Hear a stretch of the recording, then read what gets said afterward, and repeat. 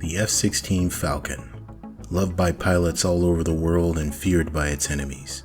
With over 4,600 built, 400,000 combat sorties under its belt, 67 aerial kills, and over 1 million hours flown, the F-16 is simply the quintessential fighter jet, and it's coming to War Thunder.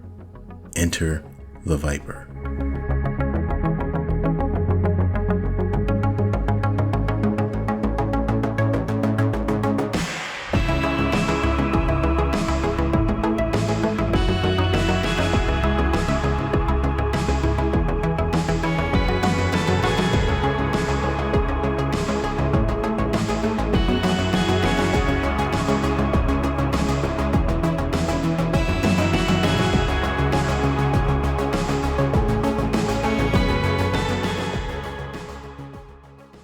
Alright, hello everyone, I'm Alpha Heavy Gamer. Welcome to the channel. So the secret is out. Through some data mining by Zabby, we saw that there are gauges for the F-16 in the files. So there's no model yet for the jet, but by all means, yes, the F-16 is indeed coming at some point. This plane is going to become so ubiquitous in the game that we might be calling it F-16 Thunder after a while. Many people, including myself, are eagerly awaiting this jet, so what I want to do is go through some major variants of the plane that could come to the game. Definitely not all of them, but there are a lot of them. Over 4,600 F-16s have been built, like I was saying in the intro, and they're in service with about 25 nations at last count. Frankly, the F-16 sales program was called the deal of the century, and it really was. Like I said before, this jet has 64 confirmed kills worldwide, most of them by the Israeli Air Force. As a matter of fact, one of the first major combat uses was by the Israeli Air Force in a textbook F-16 strike. It was the bombing of the Osirak nuclear reactor in Iraq in June of 1981. So the Israeli Air Force used 8 F-16s flying at extremely low level. I mean, I think these guys were like 200 feet or lower. They used 8 of them all the way into Iraq. Every single one of them made it home. That had to be where it picked up the Viper nickname. Everybody was still calling it the F-16 Falcon in the early days, but literally struck like a Viper. And about a month later, the Viper struck again, this time against a Syrian MiG-21, shot down by Lieutenant Colonel Amir Nakchumi. That was the first aerial victory for the F-16. July of 1981. So from 1981 to 2022, it's safe to say that the Viper is combat proven over and over again. The F-16 is literally a Chad fighter today, but it wasn't always that way. In the beginning, its future was kind of far from sure. Although it's a highly capable multi-role fighter today, it was first, believe it or not, conceived as a sidekick. To the more expensive and complex F-15 Eagle. The F-16 was the winner of the lightweight fighter program. It was envisioned to be a cheap, simple, daytime only, close air support platform with exceptional dogfighting capabilities. But through the crucible of combat and basic necessity, it has evolved to be much more today. This is a 40-plus-year-old basic design at its core, but it's still competing and winning. This welterweight fighter punches way above its weight class.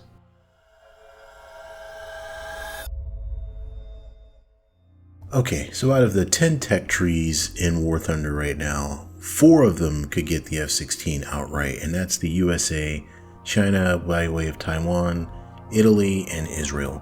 And we could also get a 5th nation to get the F-16 if the Swedish tech tree starts to get Norwegian vehicles. Then Sweden would get the Norwegian F-16.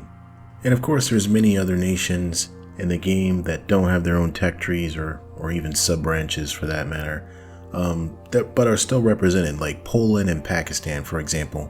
They both fly the F-16. They don't have their own tech trees, but they could still be represented in the game by like premium vehicles or squadron vehicles, something like that. Alright, so we're going to jump into the main production variants first, then I'll go through some of the major modification variants. But let's start with some F-16 nomenclature. This plane has been around since before I was even born, so you can imagine it has seen multiple upgrades. F-16 designations are confusing. and there's lots of official and unofficial conventions that are being used. And I could make some mistakes here, but let's address the block system first. So you may have seen F-16C Block, whatever. So they denote upgrades, and among other things, they also indicate engine choice, starting with the Block 30, 32 F-16s.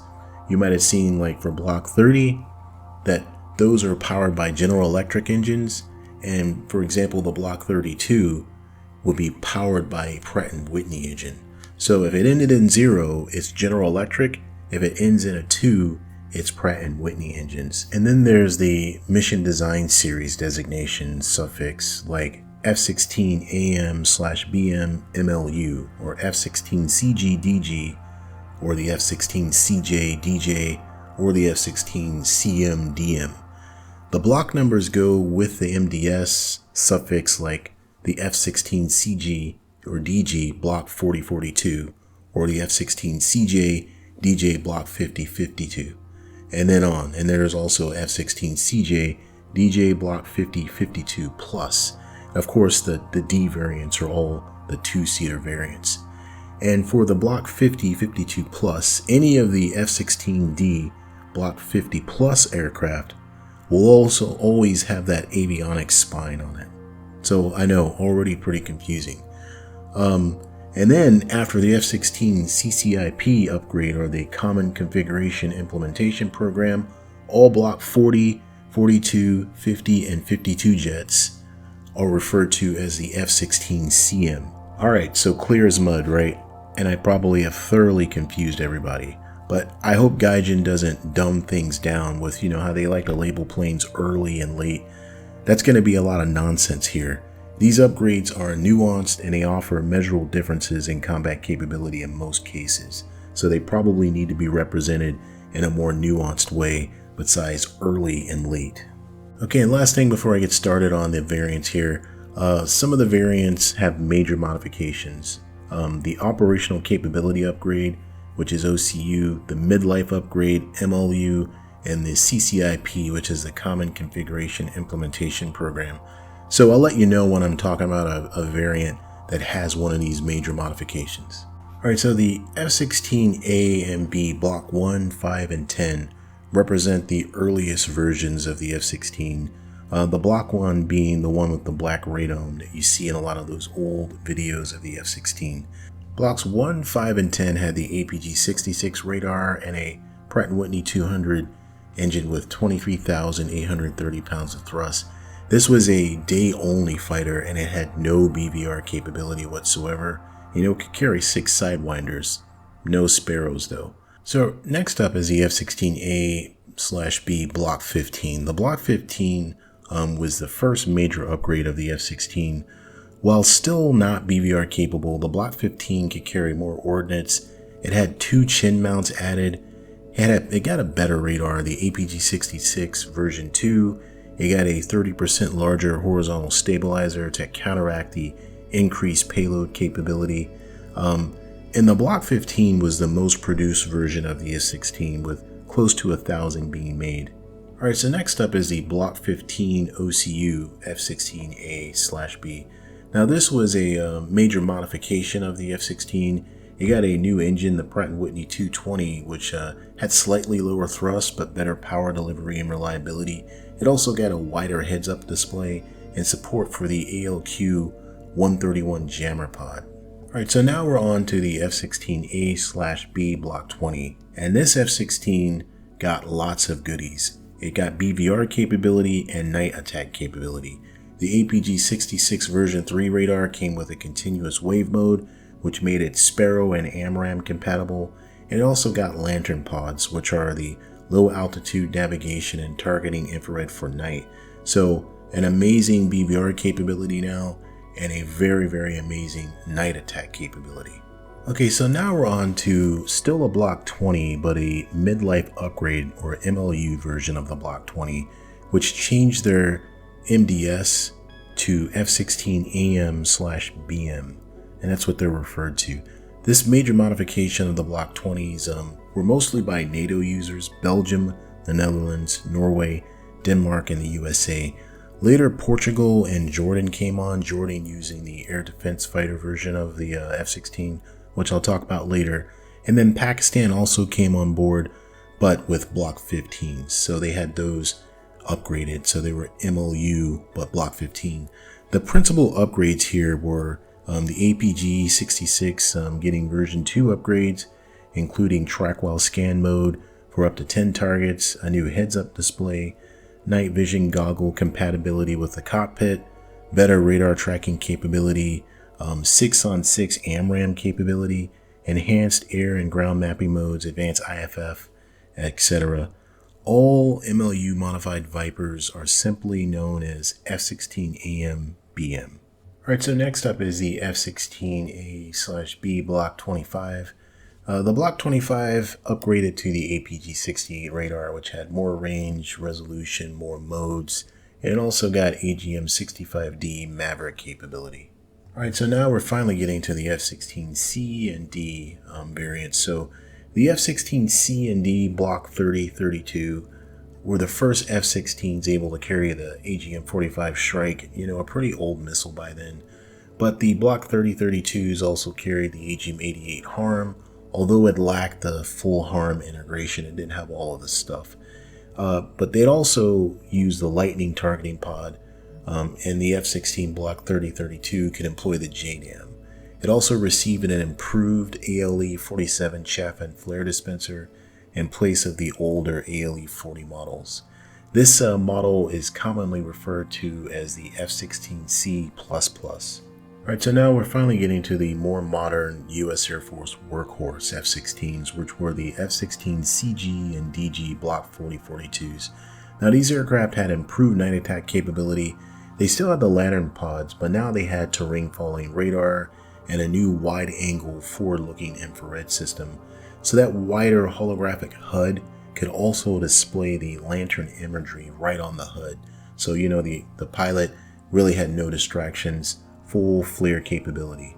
It also had an improved ALE-47 chaff and flare dispenser, ALR-56M radar warning receiver. It could use the JDAM, the JSOW, wind-corrected munitions dispenser, enhanced GBU-27. So this was a main U.S. Air Force bomb truck. Alright, so next up is the F-16CJ/DJ Block 50-52. Now this one gets really complicated because there's a lot of them. So the initial variants had the APG-68 version 5, some had the version 7, some had the version 8, still had an ALR-56M radar warning receiver. Of course, this had the capability to fire AMRAAMs and Mavericks, JDAMs, JSOWs, even AGM-84 Harpoon missiles, AGM-137 TASM, which is a good standoff missile. So it had all that stuff. But there is also the F-16CJ/DJ Block 50D, 52D. Now, the D versions have the full HARM avionics launcher interface computer, which results in full autonomous employment capability of the HARM missile. So the Block 50D and 52D versions of the F-16CJ/DJ are capable of full suppression of enemy air defense missions, and most U.S. aircraft have been upgraded to the 50D, 52D standard. So they can carry the ASQ-213 HARM targeting system, but just because they all have been upgraded to have that capability doesn't mean that, of course, that all of them will be doing the SEAD Wild Weasel mission, as that is a specialized skill set. So on top of that upgrade, most U.S. Air Force Block 40, 42, 50, 52 F-16C and Ds have been upgraded with the CCIP, which was that Common Configuration Implementation Program modification I talked about. So what this does is basically it gives all of the F-16s the joint helmet-mounted queuing system. So all of those F-16s now are called F-16 CMs. And of course the joint helmet-mounted sight giving the F-16 CMs the ability to use the AIM-9X with high off-bore sight capability. Alright, so this is the U.S. Air Force's cutting-edge F-16, the F-16 CM. The next F-16 is the F-16E/F Block 60. So this is the first F-16 that the United States sold that was better than its own F-16s. So the Block 60 Viper is based on the Block 50-52 variant. However, it is used by the United Arab Emirates. That was the launch customer. It features an advanced ASA radar, an active electronically scanned array, the APG-80. This is an amazing radar set which can simultaneously track air and ground targets. This Block 60 has a GE engine with 32,500 pounds of thrust. It has advanced electronic warfare protection such as the Falcon Edge electronic warfare suite, the ALQ-165 self-protection jammer. The Block 60 has built-in forward-looking infrared, so it doesn't need to carry the lantern pods, which, increase drag. Alright, so that's a hell of a Viper right there in the Block 60, but that is not the most advanced one on the market. The F-16V Block 7072, which is titled the Viper, is the latest Viper with the APG-83 scalable agile beam ASA radar. It has near 5th gen capabilities. This is considered a 4.5 gen plus aircraft. So if you can't afford maybe an F-35, then the Block 7072 may be within your budget. Alright, so the next F-16 I'll talk about is an Israeli version. Beyond the early A's and B's and earlier C's, the F-16CD Barak 2020 is an Israeli upgrade to Block 30-40 F-16s, and it gave it a capability that is closer to the F-16I Sufa. Alright, so speaking of the Sufa, that is an Israeli Air Force F-16 that is based on the Block 52+.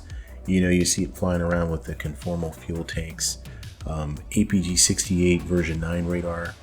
A lot of the avionics are made in Israel. About 50% of those avionics are made in Israel. It's compatible with the Python 5 missile, and also has the helmet-mounted sight. Now, all F-16I Sufas are two-seaters, heavily specialized in air-to-ground mission. That big spine that you see has a lot of self-protection jammer stuff in there. So this aircraft is packed with a lot of kit. I would love to see this in the game. Really a lot of capability. And I said Python 5, but it does carry the Python 4 as well. So next up are some special mission F-16s I wanted to talk about. And one of those was the A-16. Believe it or not, the US Air Force tried to replace the A-10 with an F-16. So this was much more than a concept. In the 80s, they actually outfitted about 24 F-16As with GPU-5A pave claw pods, which house a 30mm gun. Now this was a 4-barrel derivative of the 7-barrel version on the A-10, and it didn't go very well. This gun nearly vibrated apart the F-16s, caused some burning on the fuselage.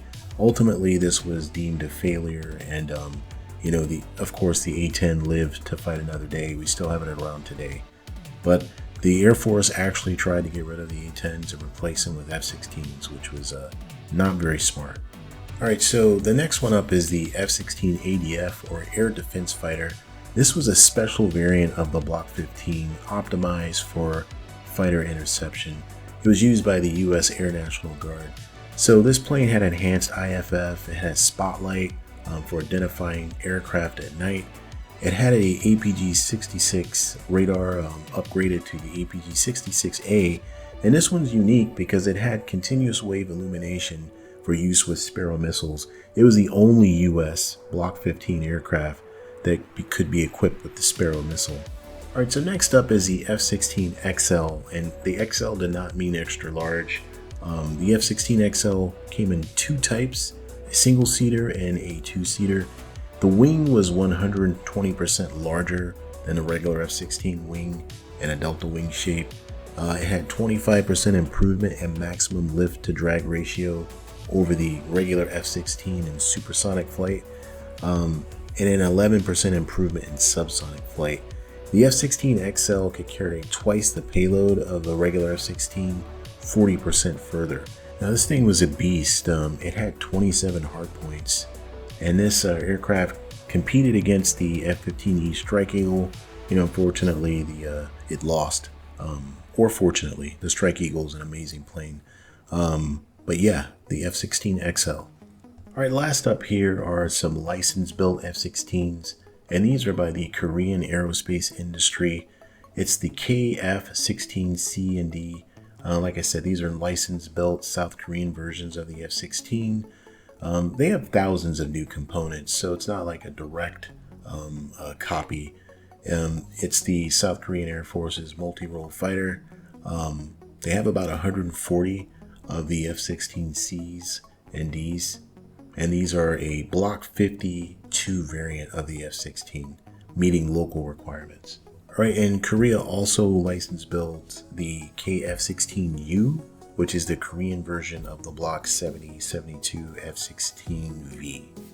All right, so that is all the major variants of the F-16 that I can think of that I would love to see in the game. Gaijin has a lot of options here. Hopefully they do it right and spread the love around. If you're still around, thank you for sticking out to the end of the video. It really helps the channel out. And let me know what you guys think. If I missed anything, you think this is too many F-16s and you're gonna get tired of them, like kind of like the F-4. So many F-4s, so many. But yeah, there's a lot of F-16s, no doubt.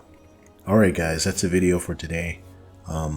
Thanks for checking it out. If you like this type of content, hit the like button. If you're not subscribed, consider subscribing, and I'll see you in a future video.